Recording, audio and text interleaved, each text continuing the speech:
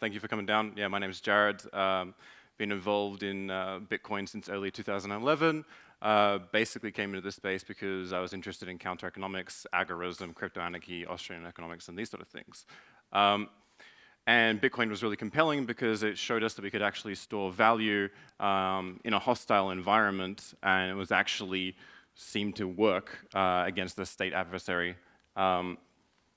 But what was more compelling to me about that was the fact that you could have this institution that runs on top of this potential social order, which I'll get into a little bit later.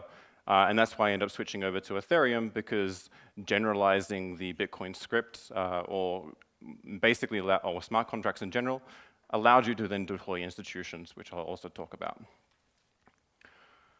We will create a civilization of the mind in cyberspace, may be more humane and fair than the world your governments have made before.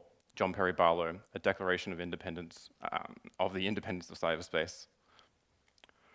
So, unless you've been living under a rock, you probably heard about the Tornado Cash incident. On August 8th, the US government decided to put open source technology in an unprecedented move on the OFAC, the sanctions list, rather than targeting the perpetrators or the terrorists that were using the software.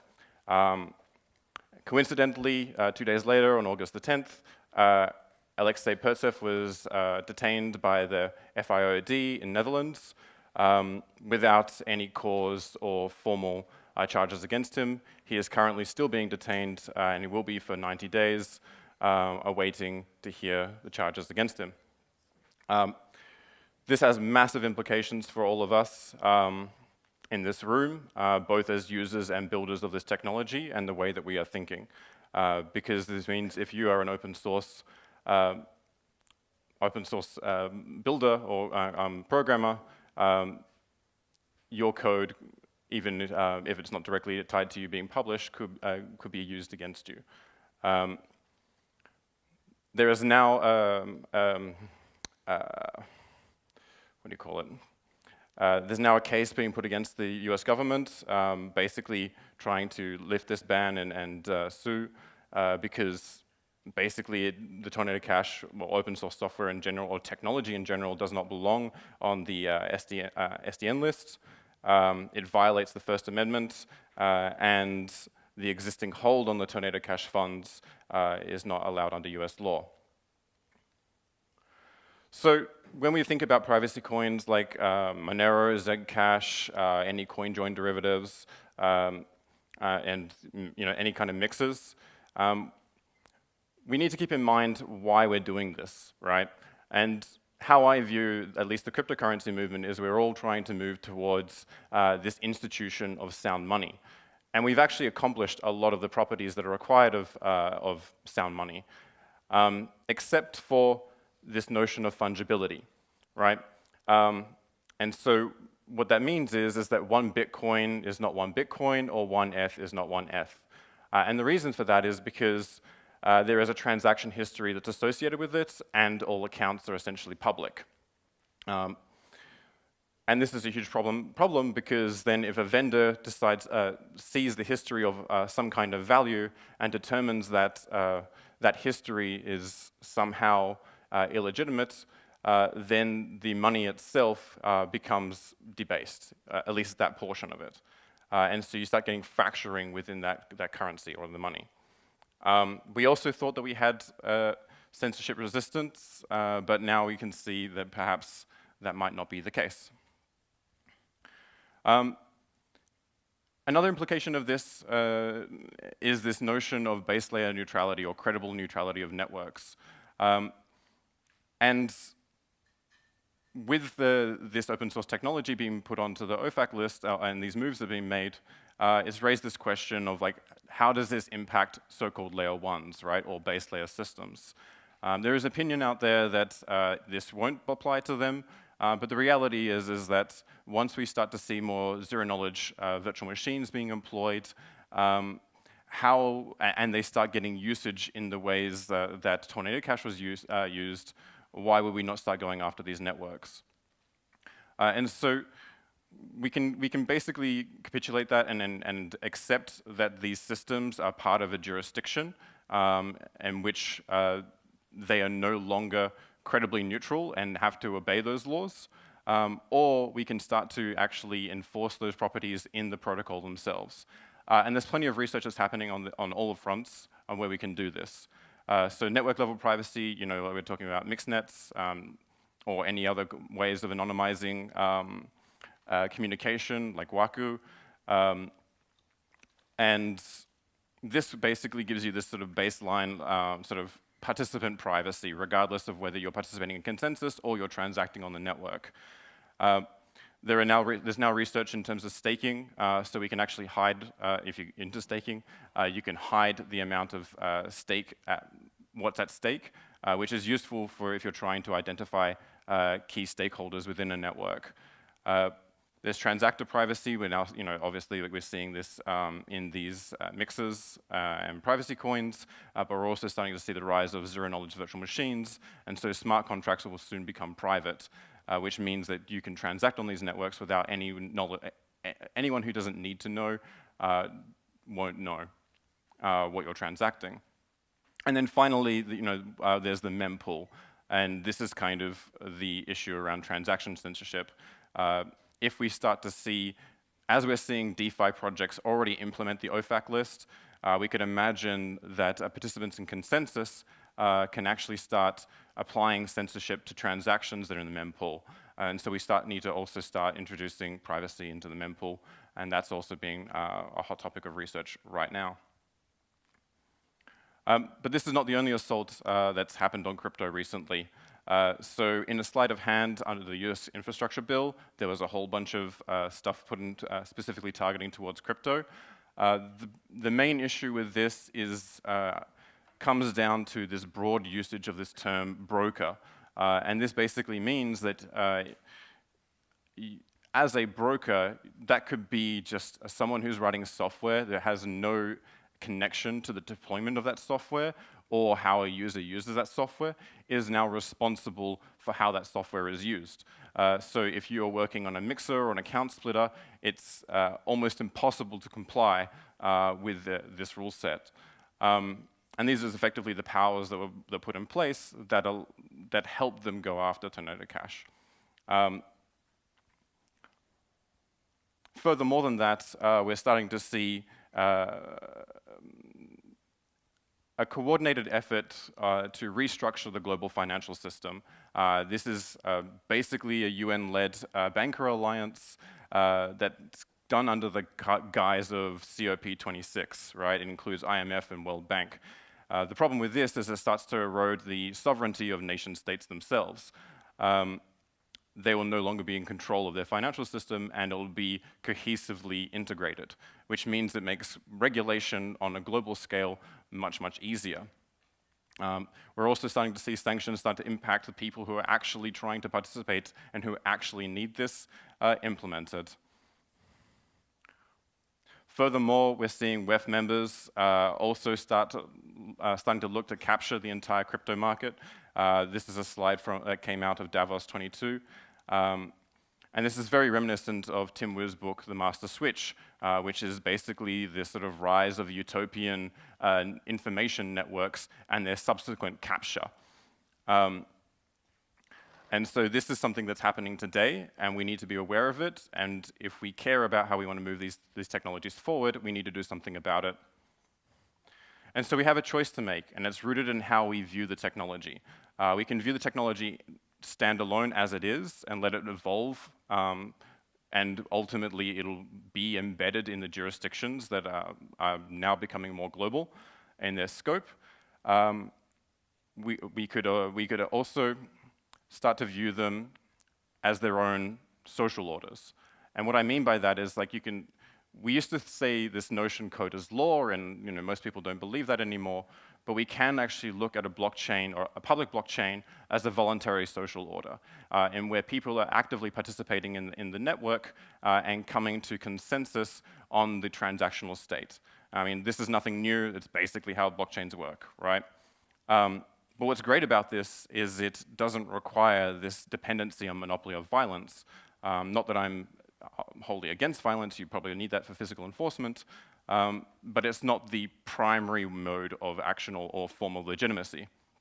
And then when we start to couple these blockchains with its own economy, with its own law, and its own institutions, then we can start to provide competitive governing services to those that are in need. And these systems become supra-jurisdictional, right? The jurisdiction only manifests itself on the internet, and so is globally accessible as long as you have internet access. And this is kind of similar to the way that you can access websites or web applications today, right? Irrespective of the hardware you're running or the browser you're running, you as an individual can access that website. And you should be able to do that with the governing services or the institutions that you want to access. So you're operating in a jurisdiction already defined by physical territory, but through the internet access, you can access these jurisdictions independently. And we have the capability to create these self-sovereign islands in the net. This is not a new idea at all. I read Crypto Anarchy, Cyberstates, and Pirate Utopias when I was like 16. So it's a latent cypherpunk dream to realize this notion of temporary autonomous zones or cyberstates. And this sentiment was also echoed in public servants under the form of virtual states or e-governments, albeit not as well expressed and certainly not as visionary. They were mostly like web portals. Even Leslie Lamport saw this when he introduced the Paxos protocol in the paper The Part-Time Parliament. His fictional example was an island in which merchant traders would come to that island to do their trading, but also realized that they needed some form of government on that island. The problem is they all wanted to leave and do their trading and merchant work, and so they used Paxos in order to create a parliamentary chamber on the island, irrespective of whether everyone was there or not. Now, this might sound like science fiction. The thing is like we are starting to see, we've already seen nation states assert their territories within cyberspace, certainly with internet firewalls. Many countries have them, some kind of form of blanket internet censorship, some worse than others. But roughly 20 years ago, more than 20 years ago, the US set up a super-jurisdiction. The super-jurisdiction is essentially the ability to extend your jurisdictional boundaries beyond your physical boundaries. And it did this through cyberspace. Basically, the idea was, the Patriot Act was to combat terrorism, but the reality is it meant that any data that touched an American company's data center, irrespective of where it was on the planet, is now open to the US government for free access. And moreover, there's a built-in gag order. And that gag order basically prevents you, as a user, from ever knowing that your information was accessed or changed or manipulated. Yeah, so we have Matthew Waxman from the Council of Foreign Relations saying during the 1960s and 70s, national security intelligence powers were used by government agents to spy on political opposition and cast abusively wide nets. This legacy of abuse raises a lot of questions about these new surveillance powers. And here we have Saskia Sassen basically saying a very similar thing and pointing out exactly how it's going to work. And maybe that's fine, you know, like we like to think of the United States as like the bastion of like freedom. It is like, yeah, exactly, right? But there is a problem with that. Over the past 17 years, the Freedom House Index has been showing that civil liberties and freedom has been declining. And perhaps more damningly, the United States has been also rapidly declining. I'll stop here with the moral argumentation, but if you want to watch another talk that I did here, From Cryptocurrencies to Crypto States, there you go, there's a QR code. It's on YouTube. So the point is that we should be thinking more proactively about how we can start to compete with the states, right? We want to demonstrate legitimacy of a self-sovereign, super-jurisdictional, voluntary social order, a crypto state. And if we don't, then the full potential of this technology that should go beyond cryptocurrencies will not become realized, and in fact, it probably become tyrannical in the form of digital ID and all that sort of stuff. And like I've mentioned a couple of times, like we can provision governing services over these networks to anyone with access to the internet, particularly underserved citizens from their current governments. Now, why is that worth doing, and why should we compete? Well, Hernando de Soto points out that roughly 2/3 of the world population, roughly 4 billion people, are currently locked out of the white economy, right, the capitalist system. They operate largely in a shadow economy, if anything. They don't even have any form of order. So even with our technology today, although it needs to have some scaling improvements, we can actually start to provide secure property rights for a huge portion of the planet. It's actually quite literally the most valuable thing that you can work on doing this. The World Bank came out with a study in 2006 trying to understand where the wealth of nations lies, and ultimately determined that between human capital and the value of institutions, as measured by the rule of law, which I won't go into because it's very complex, constitutes the largest share of wealth in virtually all nations. It even surpasses natural resource extraction. And the Copenhagen Consensus, in a cross-country investigation, discovered that a mere 0.1% reduction in transaction costs quadruples a country's wealth, quite literally a difference between Argentina and Switzerland. When I talk about transaction costs here, I'm talking about in the abstract sense. So like when you're filling out forms, when you're waiting in line, when you're like mailing things, all of these things are incurring some kind of transactional cost on your time and someone else's time and the processing, right? And this sentiment that I'm kind of echoing here is also echoed in institutional economics. Basically, the whole field sprung up realizing that rules and institutions are more important to growth and productivity, even more so than resources and accumulating capital. In fact, resources can be problematic because they essentially incentivize an elite system to rise up around it and set up control and effectively do rent seeking. Whereas if you create a system that has absolutely no resources to start with, it has to create value in of itself in order to have any kind of value.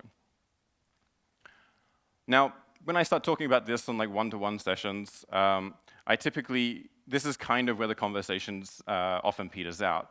And it generally has some kind of variation of Winston Churchill's quote thrown back at me. You know, democracy is the worst form of government except for all others, except for people usually admit that have been tried.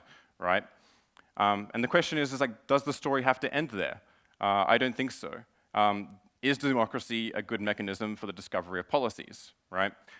Henry Mencken has been quoted saying, every election is a sort of advanced auction of stolen goods, in the sense that in representational democracy, you'll have parties offering some kind of goodies to their political bloc, which comes at the expense of somebody else, i.e. the taxpayers. Right? And Manka also puts a pretty good argument forward in the logical collective action, where essentially you can imagine it like this. So I'm condensing a whole book down here. If you imagine a country that has roughly 200 million people, but then you can imagine some kind of law that needs to get passed that would cost each of those person like $1 in taxes, right? But this law actually benefits special parties. Let's say like 100 people stand to profit like $1 million each from this, right? Now you can already start to see that for the average person, as soon as they start to oppose this policy, they're going to run in the red, right? Like it's not worth their time to actually oppose this, and it's more expensive to try and get so many people to coordinate to get the same kind of economic power against them. Meanwhile, the people who stand to profit so much from that have a high motivation to it and can afford to spend a lot more money identifying the key stakeholders, lobbying for it, and pushing this policy through. And so you'll end up finding you're in a coordination game where the special parties will more often than not get those policies or laws through. So the proposed alternative to this is a form of institutional libertarianism, right? Where you create a market for institutions. in which individuals vote through their creation of them, deployment of smart contracts, and voluntary usage of them, transactions with those smart contracts, right? What's great about this is that imagined communities can start to pick and choose what institutions actually end up working for them, and they can start to become self-determining. Some imagined community might not have the same kind of requirements or will or culture that another community has. And under one-size-fits-all policy making, you have essentially a Schelling point in which everyone's trying to change one thing for everybody, right? And that doesn't mean we have to exclude like a democratic voting system. Like that can be one of these institutions that within these marketplaces that people ultimately end up using.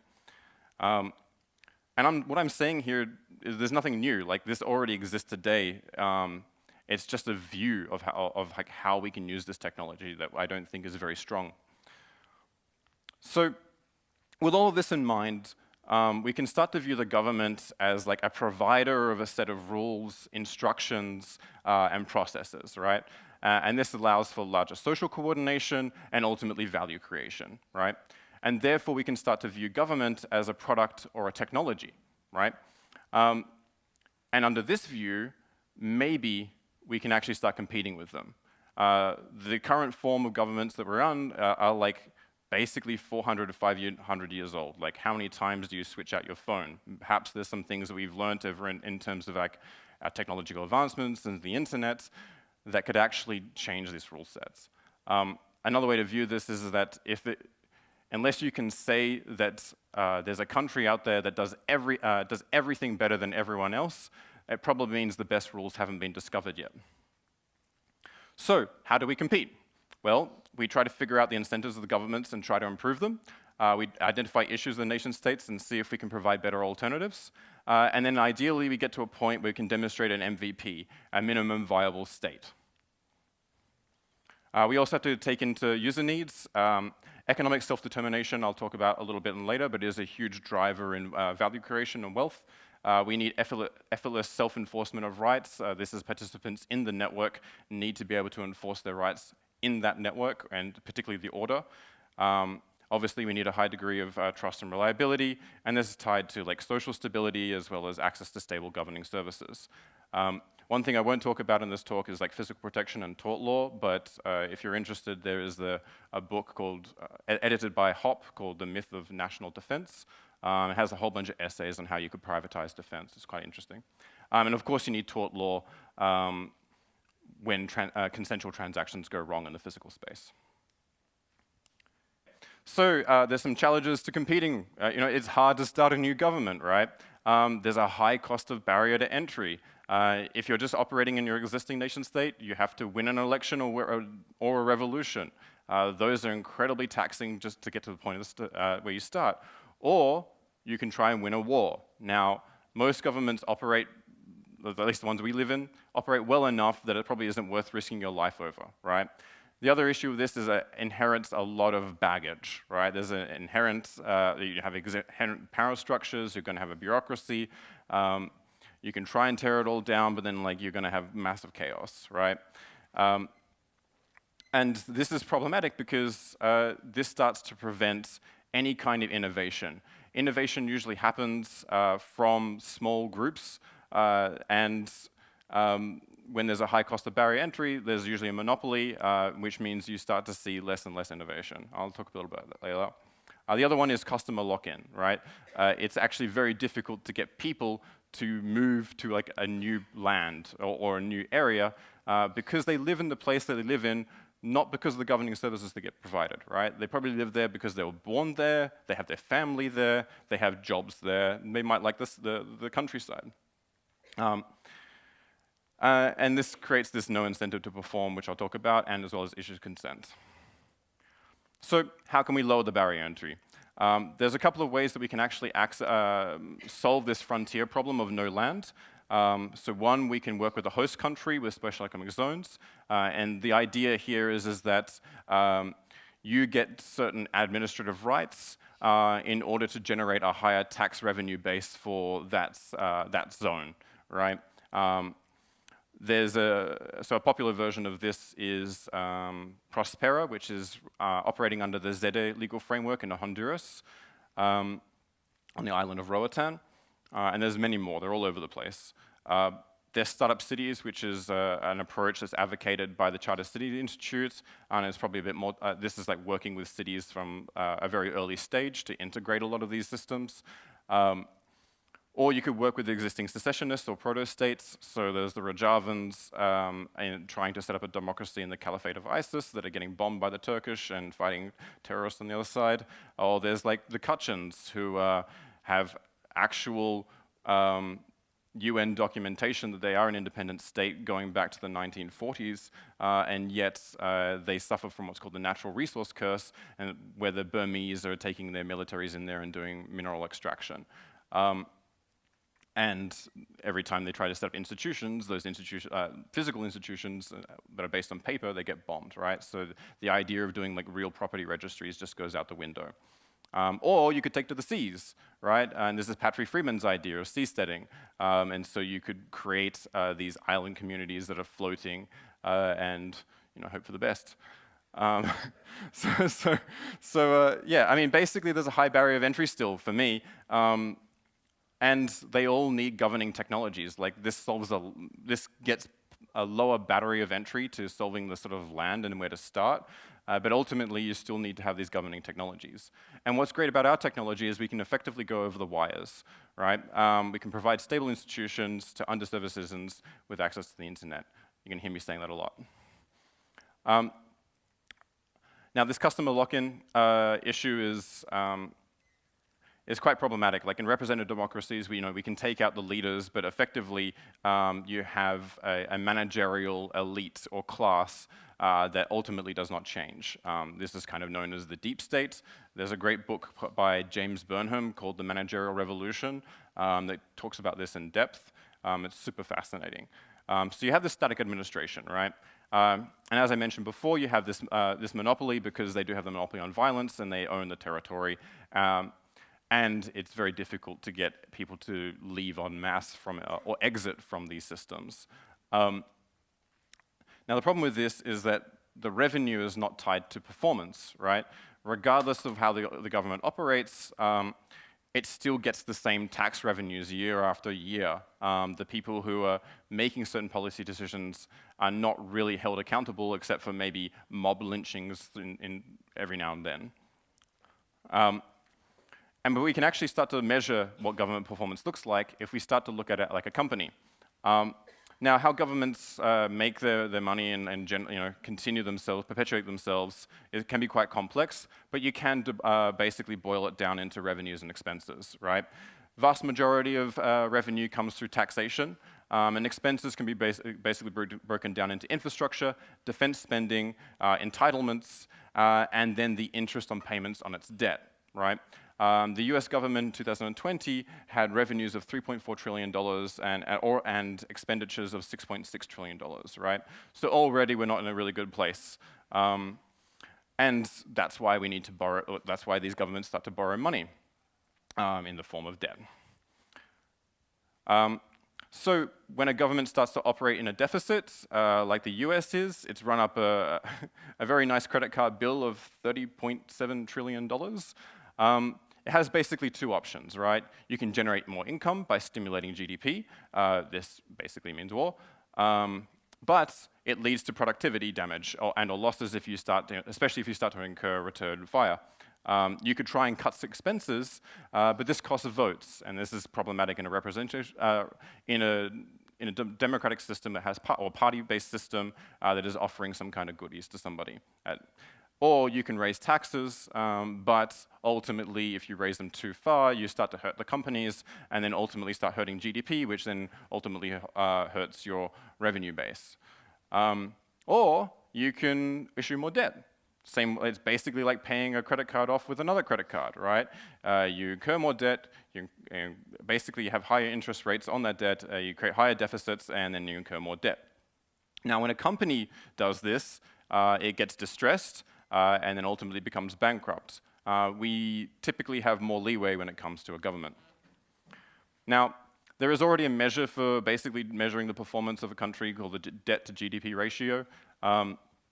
And even back in 2012, the US wasn't really performing that well compared to most EU countries. And certainly after COVID, we're now starting to see the US on a performance level of Greece and Italy, right? Yeah. So the other way to view this is to view it more like a company, right? And you could use what's called the interest coverage ratio. Now, an investor probably won't invest into a company if its interest coverage ratio is less than 1.5, right? So, because it doesn't have enough capacity to be able to pay off its debts.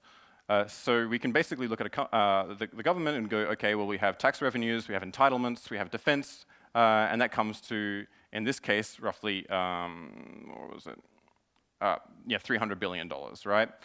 The problem is the current interest expense for the United States is $400 billion. So we end up getting an interest coverage ratio of 0.75, not super ideal.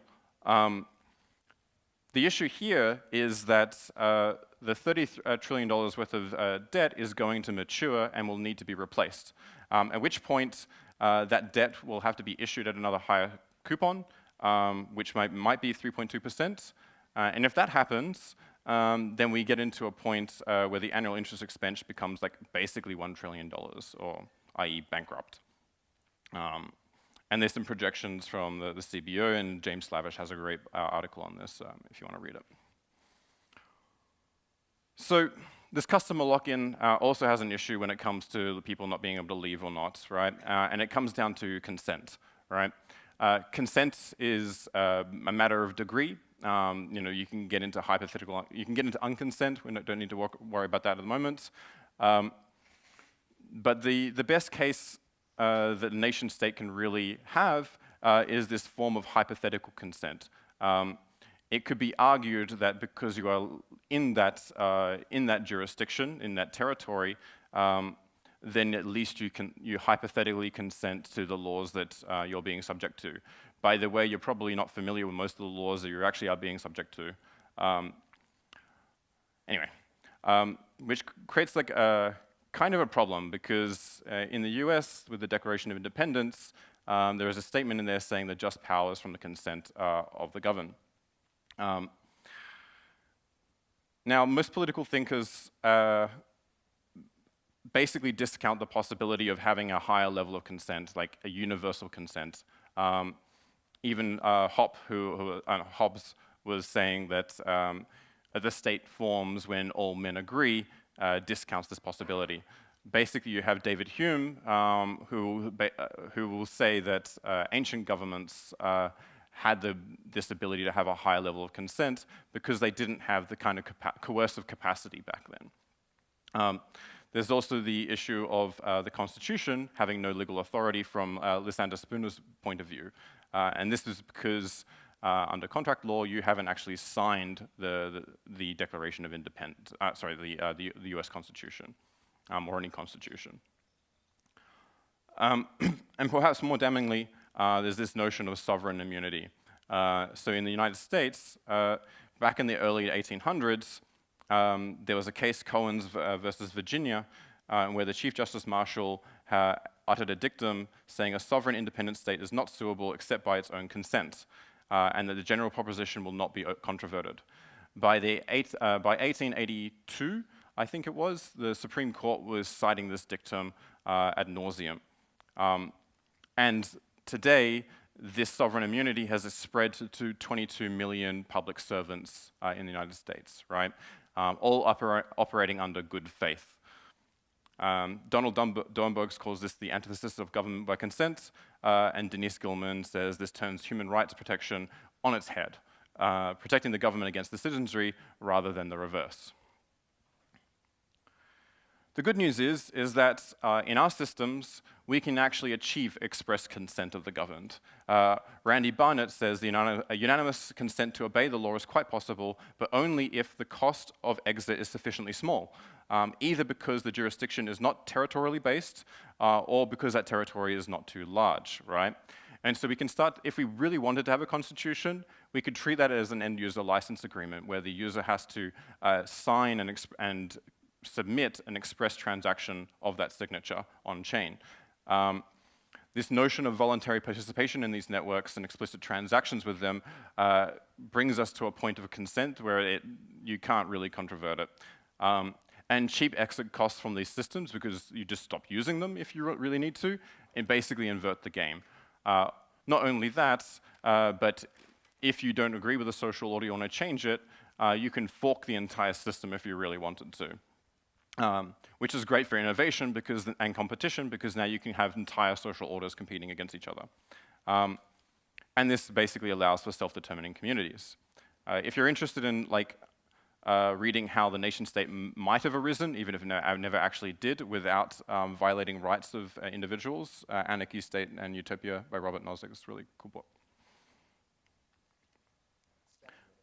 Oh, yeah, cool. So we can also apply this notion of market of choice or institutional libertarianism towards the law. Currently, court systems are rather monolithic and kind of backed up. I won't go into too much detail here, but there's this notion of polycentric law you might have heard of, where there's different court systems that are around that you can access and use them to intermediate your disputes. But you can go a step further in Tom Bell's view with this notion of autocentric law, where the user themselves is effectively choosing which institutions with the other party and how they want to actually, it doesn't even have to be any kind of institution, to mediate their disputes, which is basically just using smart contracts, right?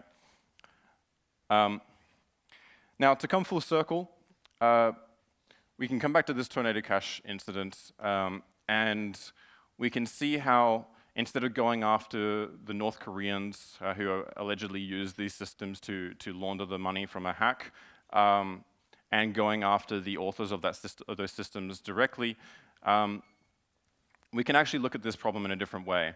And Hernando de Soto points out that the West must learn a simple lesson of economic hope, being the only way to win the battle for constituencies on which terrorist groups feed, right?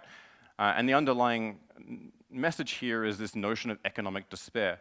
I'm not sympathetic towards North Korea at all, right? But this notion of economic despair is problematic, and the other solutions that we're employing haven't really worked so well.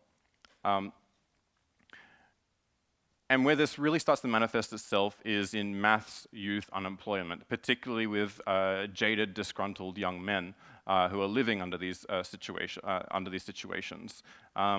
They become a ripe source of infinite human labor for terrorist groups, right? The problem is that not only has this been rising during the COVID, and our geopolitical landscape is changing quite a lot at the moment, but we're also starting to see the rise of mass youth unemployment in places like Spain and Greece, right, where they're reaching 30%. So and we're not doing the replacement rates in terms of population to be able to continue funding the welfare state. So this is going to become very hairy in multiple decades. So with that in mind, how I used to think about these systems is looking at offshore havens or small states, such as Switzerland, Singapore, United Kingdom, and how they actually offered, competitive governing services, and they're essentially a form of regulatory arbitrage, right? And that's certainly something we can do. We can host internet-native companies, and there's a lot of reasons you want to do that, because you have easier access to global markets through crypto. There's lower friction in setup, and you also should be able to source talent globally, right, with remote work. But another way to look at this is, if you wanted to address some of the social problems, is start to promoting entrepreneurial ecosystem development. And so this is the idea, of, a foreign policy idea, where you go into a country where there is mass youth unemployment and start to promote entrepreneurship. This is building up training programs, internal seed funds, and start helping network and providing the facilitations for that. And the reason you want to start doing that is because entrepreneurs start to not only are targeting problems that are local to their area, but they start to create jobs. And those jobs can start to employ people who would otherwise go somewhere else. And once you start actually fostering this ecosystem, the demand for institutions starts to rise. And so you can start to require like things like contracts, intellectual property rights, you know, every kind of institution. So basically what we've seen here is a bunch of benefits, right? Our supra-jurisdictional systems can be globally accessible. They create value by themselves. They have cheap entry and exit costs, which is huge. They're highly consensual. They foster competition and innovation through markets and allow for the self-determination of imagined communities. They promote political autonomy and can be corruption and censorship resistant. In order to do that, we do need network-level privacy, we do need validated privacy, we need mempool privacy. The sovereignty of the system needs to be emergent property of the sovereignty of the individual.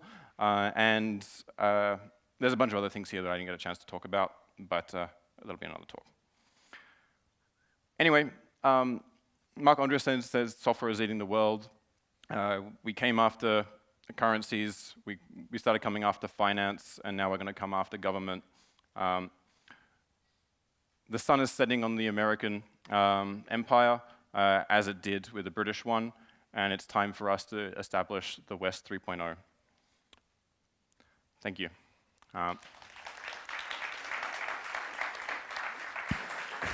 If you're definitely lived up to my intro. Okay, cool. Hope so. The slides will be online. Please look into the resources. I want to ask you one, for me, pregnant question, and that's in terms of scaling up institutional, software. We're going to have to do it in the cloud, and the cloud is other people's computers, and we see like, what happened with Tumblr. Let's leave the credit card companies out of that, but infrastructure providers and also device providers, Apple, Android, device stores, all of these things. Where do you see our ability, beyond progressive web applications on Apple, sideloading on Android, and then also other people's computers in this structure? Yeah, I mean, it's highly problematic, right? I mean, one problem at a time. So like I did mention, I was going to mention decentralized file storage, right? And so like at least you can start to have a system that offers like a higher level of durability in the files themselves, which means you can have front ends or whatever kind of content in a sort of censorship-resistant manner. But the problem is far more larger than that. As you mentioned, like hardware, for example. Like I was just talking to my co-founder about neutering the internet management engine on one of the new PCs he wants to get. Right? There is like backdoors in like our CPUs. Unless we have like strong open hardware and the ability to have like our own mesh networks or some other kind of form of network, there is always going to be another level of infrastructure that we have to deal with. But one problem at a time, and this is the problem I chose. So. Amazing. Do we have any questions from the audience? We have time for maybe one or two questions.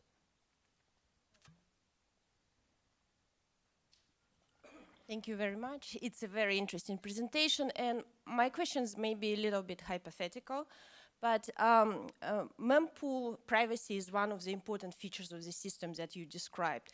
But with the current trends that we see in the US, regulatory trends, this is very easy to imagine how these mempools will be treated as organized criminal groups. Have you considered such risk, or is kind of when we bump into that, we will deal with it? Yeah, I mean, you're right. Like, all talent will fly from the United States, right? If they're willing to continue this course of action. As simple as that. In terms of like the criminality of it, like it can certainly be viewed that way, which is kind of why it's important to demonstrate the legitimacy of these systems over nation states, right? And develop out a viable economy or a prototype of a minimum viable state to show that this is something else. But I mean, the United States was founded on like very minuscule, taxation issues, and like seceded from the British Empire, and like the elites of the British Empire were going after the people in the US, right? So it's not really, it's just a social conflict, and there probably will be blood, you know, but I don't know if that's a satisfactory answer. Do we have another question? Yeah? Hi. So one of the cases that you mentioned in your presentation as a headline, like when the Gitcoin community, which is essentially a DAO, right? It's at least can be viewed as a prototype of the autonomous community that you're talking about here. But it was forced to essentially sanction the Iranian students out of its educational programs because nobody wanted to go to jail, like Virgin Griffith. So do you see any efficient measures to, for these communities to still stay independent while the state still has, this privilege of using the force? Yeah, I mean, that's a great question. I mean, status is not a DAO because of these particular reasons, right? I mean, most DAOs are multi-sigs in some form, but regardless of that, one of the issues is that for any decision that a DAO makes, how you go after them is you start to look at the individual stakeholders of those networks, right? And so like, if there's a majority stakeholder in some kind of token or within the governance decision, they will be held liable. I think Rose is going to be talking about anonymous DAOs later today or sometime during this weekend. And where that's basically the only real sort of recourse is that you need to sever the DAO's decisions from the people who are actually making the decisions, right? And this is not dissimilar from like a limited liability company where the responsibility lies on the entity itself rather than the constituents of that entity.